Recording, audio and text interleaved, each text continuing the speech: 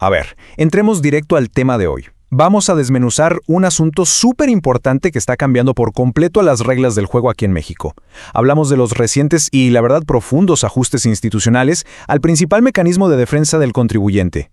Basándonos al 100% en documentos oficiales y análisis de expertos, vamos a entender qué está pasando exactamente con esta entidad y por qué nos debería importar muchísimo a quienes interactuamos con el sistema fiscal. Así que arranquemos con este análisis. Para entender el tamaño de estos cambios, primero tenemos que estar en la misma página sobre qué es exactamente la PRODECON, o sea, la Procuraduría de la Defensa del Contribuyente. Originalmente se pensó como uno de los poquísimos mecanismos de defensa administrativa en México para protegernos frente al enorme poder fiscal del Estado. Literalmente, era como el escudo ciudadano ante posibles arbitrariedades de las autoridades tributarias. Es súper importante mantener esta idea de contrapeso en la mente porque es la pieza del rompecabezas que nos va a ayudar a dimensionar todo lo que estamos por revisar. Bueno, para entrar de lleno en esto y no perdernos en tanto lenguaje burocrático, vamos a dividir este análisis en 5 partes. Primero, el nuevo rumbo. Segundo, crónica de un debilitamiento. Tercero, el impacto institucional. Cuarto, barreras adicionales de defensa. Y finalmente, el futuro del contrapeso. Vamos con el número 1, el nuevo rumbo.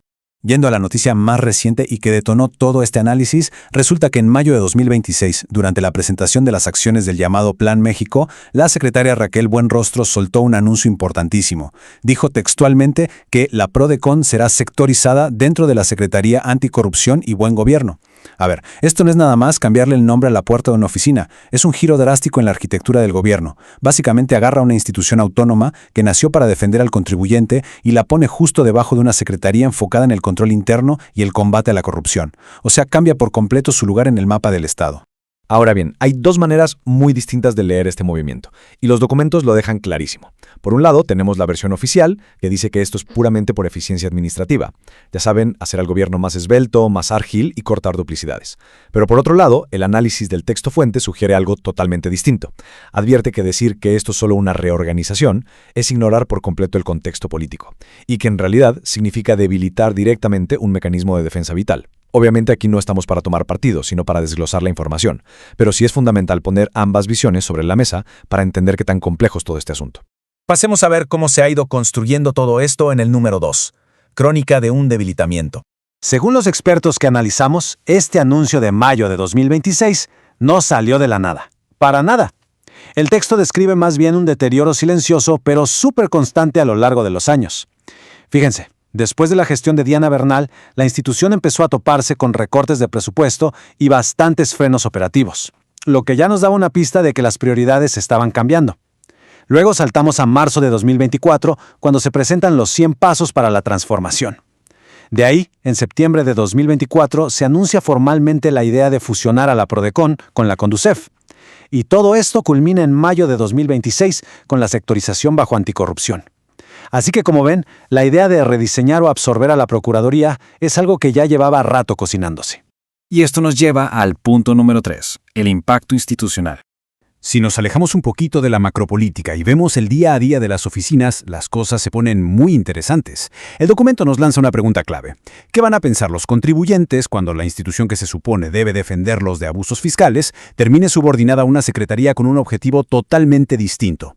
El texto subraya una contradicción bastante fuerte aquí, porque, defender al ciudadano del fisco y mantener el buen gobierno son tareas súper valiosas, sí, pero son diferentes. Y al meterlas bajo un mismo paraguas, pues queda la duda gigantesca de cuál va a ser la verdadera prioridad operativa de ahora en adelante. Y las fuentes no se guardan nada al describir la dura realidad operativa humana. Estamos hablando de profesionales, de abogadas y abogados con una especialización tremenda en materia tributaria, que de pronto se encuentran en una incertidumbre total.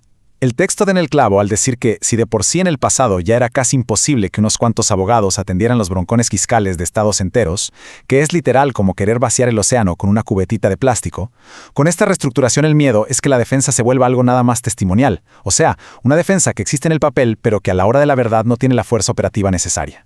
Vamos al punto número 4, barreras adicionales de defensa. Abriendo un poco más la toma hacia todo el panorama legal, aparece un detalle que es vital para entender la gravedad del asunto. El análisis nos advierte que esta reestructuración de la PRODECON no está pasando en el vacío. Se suma a un contexto donde ya se han ido cerrando otras puertas legales. Estamos hablando de cosas como limitaciones al recurso de revocación, nuevas trabas que complican los juicios contenciosos administrativos y barreras que antes no existían para tramitar amparos. Según el texto, esto no es un hecho aislado, es parte de una tendencia mucho mayor de ir reduciendo progresivamente los contrapesos frente al poder fiscal del Estado. O sea, el embudo para la defensa ciudadana se está haciendo cada vez más chiquito.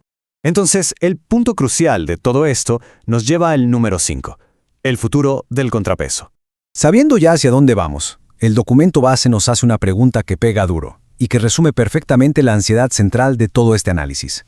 Si el organismo que se creó específicamente para defender al contribuyente pierde su independencia, su autonomía y su capacidad de operar, entonces, ¿quién queda verdaderamente en posibilidad de contener los posibles excesos de la autoridad fiscal? El problema principal que se expone aquí va mucho más allá de mover escritorios burocráticos.